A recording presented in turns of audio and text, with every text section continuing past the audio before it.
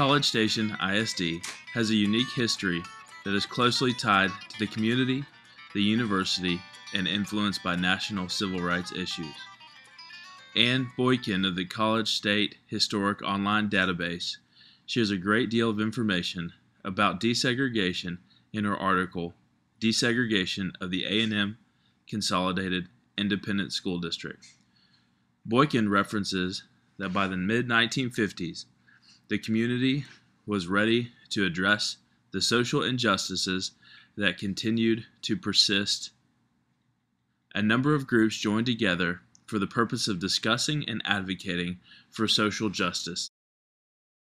Individuals such as teachers, professors, laborers, businessmen, church leaders, African Americans, and whites joined together to advocate for the common good. The landmark court case, Brown versus the Board of Education in 1954, overturned the precedent established under the Plessy versus Ferguson case that allowed for separate but equal facilities. The realization of integrated schools was not immediate in College Station, Texas. Groups of citizens continued to work together, including one such group, the Citizens Fellowship, which included pastors, deacons, priests, and other community leaders. This group was under the leadership of Dr. Frederick Caston, an Texas A&M biology instructor, as well as Sam Pierce, a maintenance worker also at the university. Caston emerged as the representative for the white members, and Pierce represented the African American group.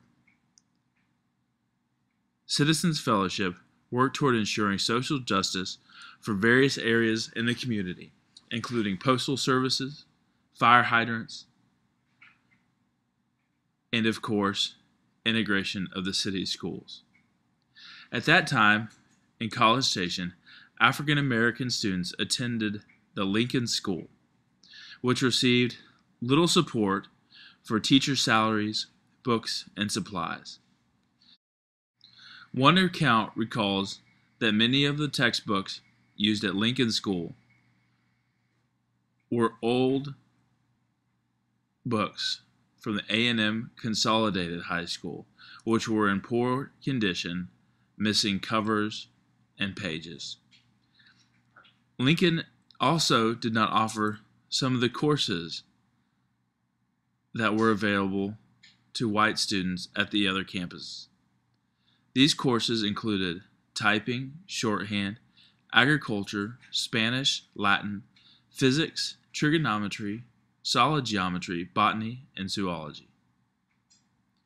On October 24th, 1960, a group from the Citizens Fellowship attended a College Station ISD board meeting. They presented the Board of Trustees with a letter. Included in the letter were a number of questions, such as, do you believe our schools have equal facilities, equal courses, and equal opportunities for the children to get a complete education?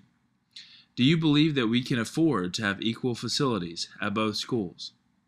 What are your plans in case you get an application from a Negro to enter the consolidated school?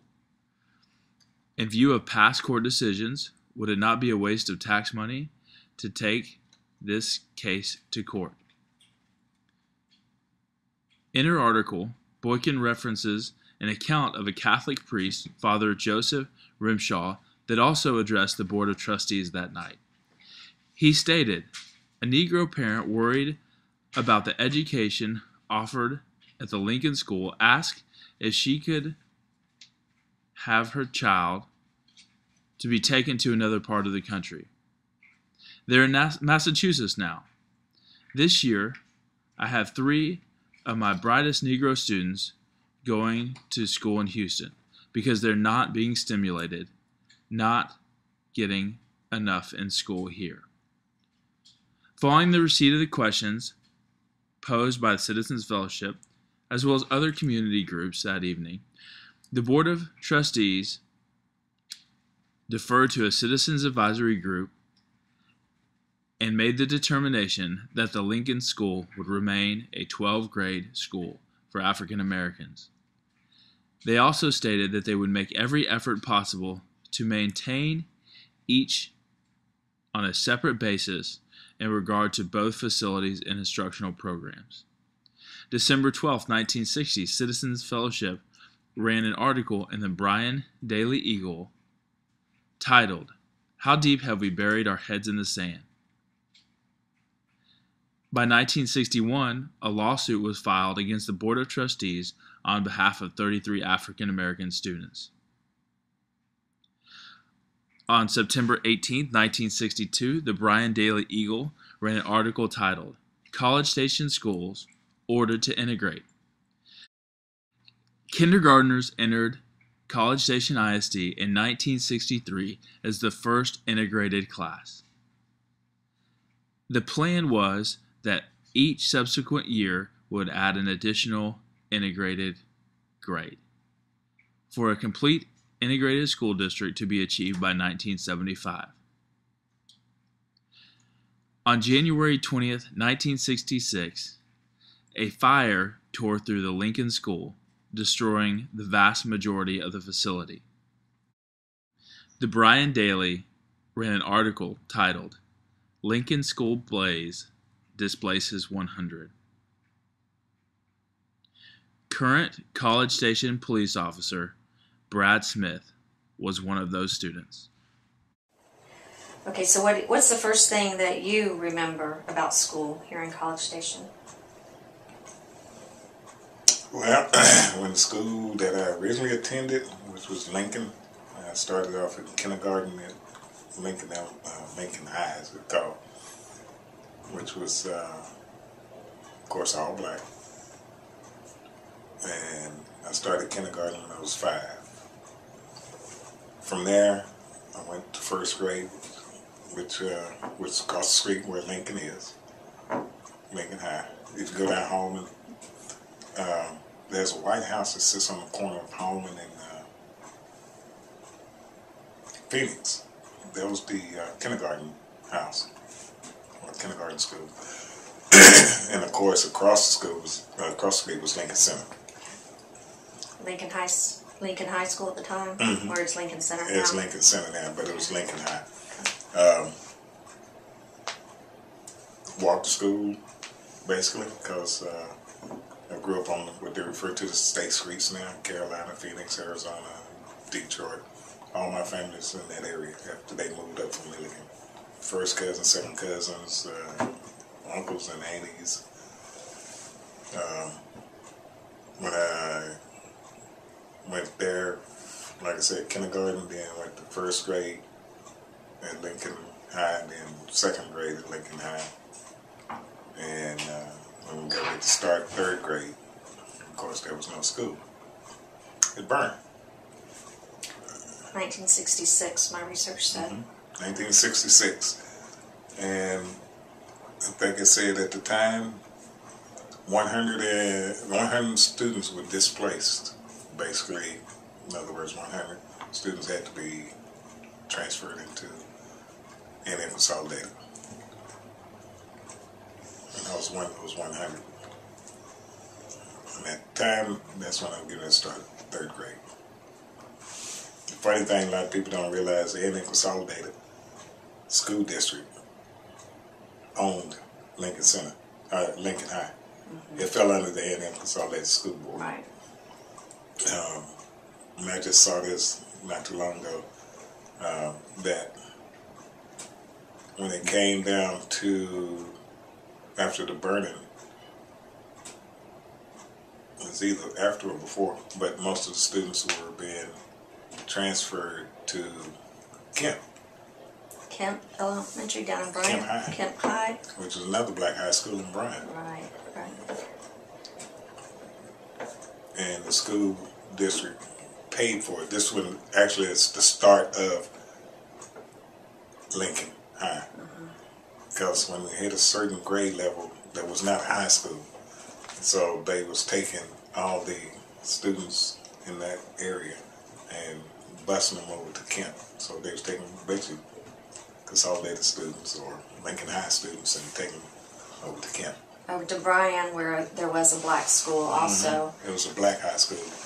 Kent High was before Lincoln High. Brown versus the Board of Education in '54, where it outlawed. It said that's illegal.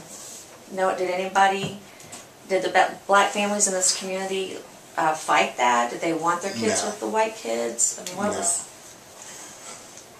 And it's probably because of the upbringing of the culture. When it was, like when me coming up, you probably didn't voice your opinion to anybody white back then. And that's probably why it wasn't such a big stink about the students that was getting ready to go into high school at Lincoln were being bused over to Kent High. Because the culture was back then, you just didn't make an argument.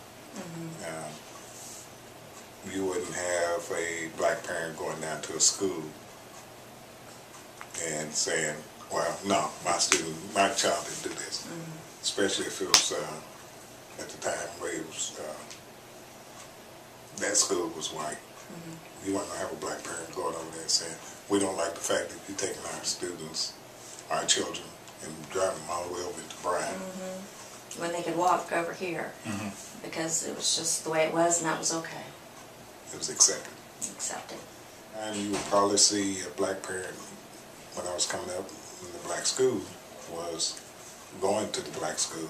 Yeah, they probably voiced their opinion then, but it still was very low key. I was coming up before Lincoln burned. It was all black teachers. My kindergarten teacher was black. So that summer, the school burned down. Is there any story or rumors behind that happening?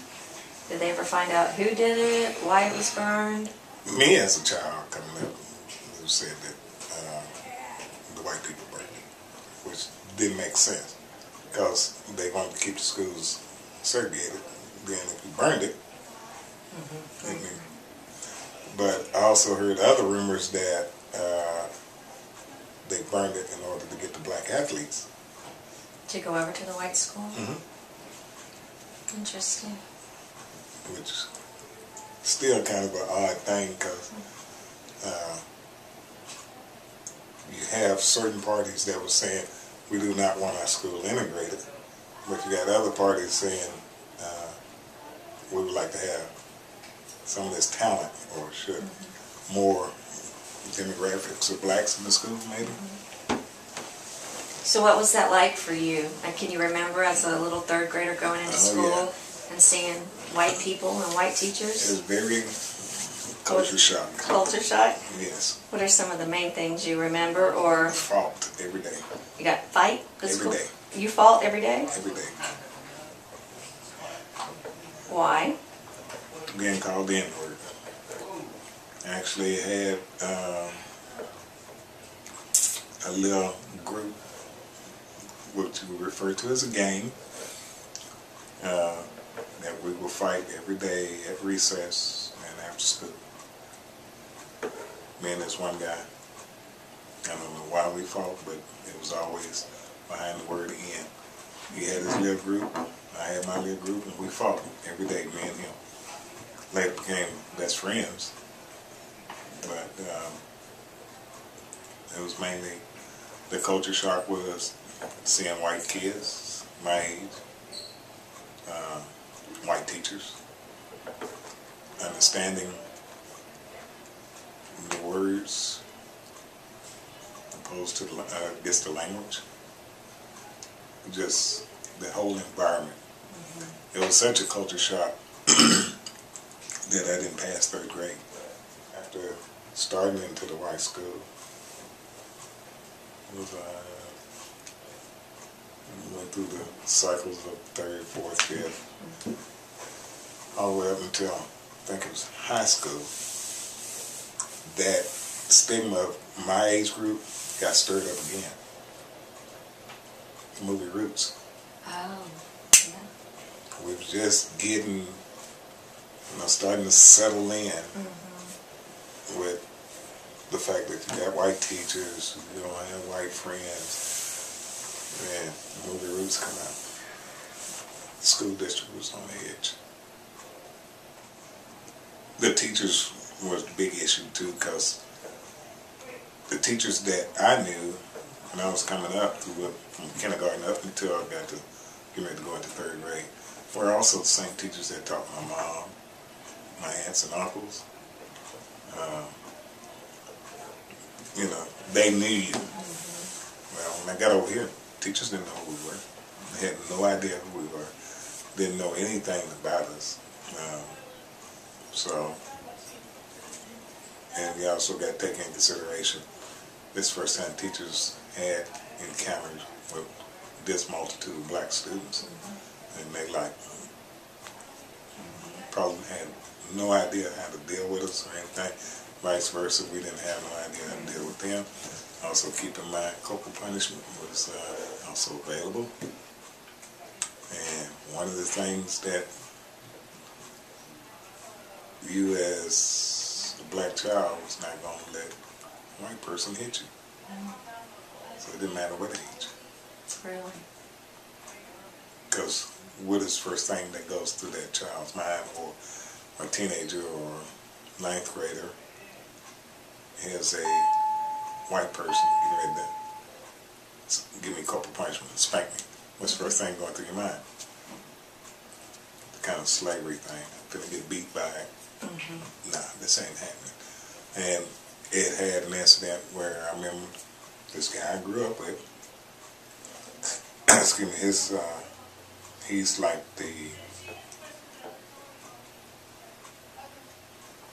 his brother was my age, and he was just older, a little bit older than him. He was part of that group that ended up coming to Consolidate. In high school, the principal was going to give him a spanking for something he did, and it turned into an all-out assault by the student on the teacher. And it wasn't good. That guy now, to this very day, had spent part of his, as far as I'm concerned, I call it childhood, because it was like from maybe 10th grade up. He had been in jail, in and out, to the point that half his life has been in prison. He's just recently got out, and he's already back in. And did he have any of those problems before he was sent to a white school? Was he also criminally, No, because, I mean, I think the stigma, we coming up, when we transitioned into from black school to white school, you had the big push of civil rights going on at the time. Then you had the assassination of Martin Luther King. And all that combined, and Malcolm X, all that, all rolled into one, and here we are. Our knowledge of being in an all-black school, having all-black teachers, now we got a school that is now mixed with us, and we're having white teachers trying to give us spankings if we did something wrong, or just a white teacher or a white person telling us what to do. That was probably a big issue. There were vivid memories about in the neighborhood. We didn't go outside that neighborhood. What we refer to as the state streets. We were kind of like landlocked. As I got older, my grandparents would always say, be in the house before dark. That was the stigma. You, as a black child, had to be in the house before dark. Had a curfew. It was just... Did it keep you safe? Because they feared from their you life was taught, experiences. you was taught what they had to, what they dealt with. So you had a different eye looking at a white person. So Little League, Summer Little League. I was the only black on the team, and that was kind of a norm. You would see other teams that you played against, and they would have one, very similar to see two blacks on the same team. What sport was it? Baseball. I was, I think I was 10 years old, playing Little League Baseball. All of my games were played right across, at the time it was a creek, Southgate Village. The park right next to Southgate Village was called Wayne Smith Baseball Park. So all the games were played right there. And that's predominantly a black neighborhood. So those white children would come, that group of white kids would come there to play. All baseball games were played right there, which was kind of weird because Southgate was built. Because when Southgate was built, I was just going in third grade. And Southgate was 100% black. And of course you had Lincoln High, which was left of it, and then you had all the other part of the black neighborhood, which was,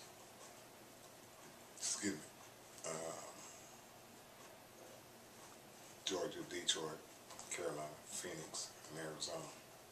All that was black. And you had that baseball park right there. And you would see tons of white people come in because their kids were playing baseball. That was the only time you saw any, to me, as a child coming up, that was the only time you saw any interaction. What do you remember about your guardians, whether it was your mom, your grandma? What did they say to you about education? What was their philosophy? We was told to get your education. I mean, if you got your homework, you got it. If you didn't do it, it's on you. And that was probably one of the things that was probably my downfall as a third grader coming up, because there was not a big push, but it wasn't a little push either. It was just, okay, you need to go to school, learn something. The big push was that if you got a high school diploma, it was equivalent to you getting a master's or a doctorate or whatever from college. Yeah, that was... Now, my youngest, she's in 6th grade, so me and my wife both push the fact that you need to get your education, you need to get your education, you're going to go to college, you need this, you need that. Can't be getting in trouble in school, you know. All that is being said opposed to what it was not being said to us. The correlation about we're not saying this person is white, this person is black, you can only associate with this one, only associate with that, or just you make your own opinion. And if you got something to ask us, you know, you can ask it. Not going to point out certain things. Never talked about the KKK in the household. Just, they learned it. They had questions.